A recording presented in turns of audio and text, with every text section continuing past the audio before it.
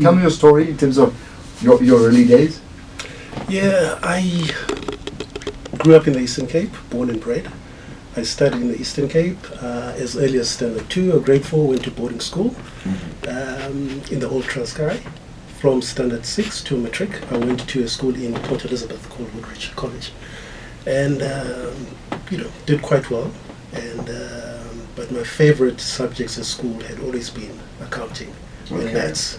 Initially, interestingly enough, I did computer science and majored in accounting and computer science. I then went on to do honors at Rhodes University. Subsequent to Rhodes, I decided to move into the accounting, specialize more in accounting. I had majored in accounting, but my honors were in computer science. So I went to UCT and did a conversion course. Incidentally, I actually got a scholarship to study at Trinity College in Cambridge for postgrad studies. But I felt, initially I accepted it, but 3 months later I thought, let me rather go into accounting. So I just wanted to start specializing more in accounting, just to spread, I guess, the accounting and the computer science. I joined Pricewaterhouse in Cape Town, served my articles there for 3 years. And my computer science actually came in quite handy because I was able to specialize at a relatively early stage into computer auditing. So, and that was a great experience. And it took 3 years. Straight after that, I decided to get into investment banking, moved to Johannesburg, and I was part of the initial intake, of Deutsche Bank.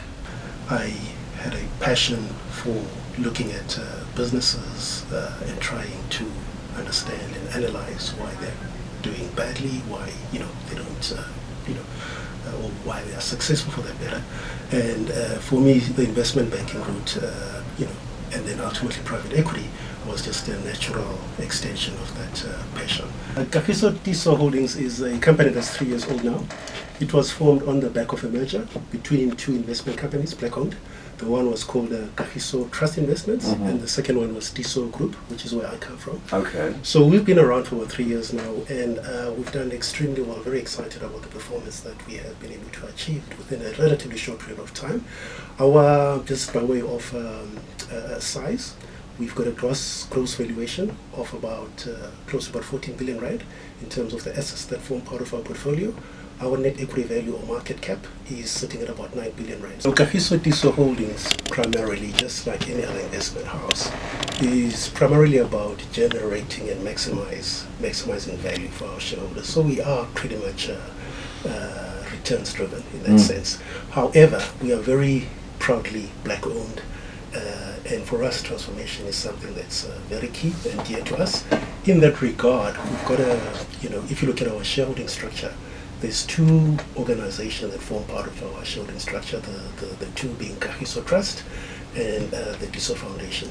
Now those two are PBO, charitable organizations, and they form the single largest shareholder grouping of our shareholding construct, close to just under 50%.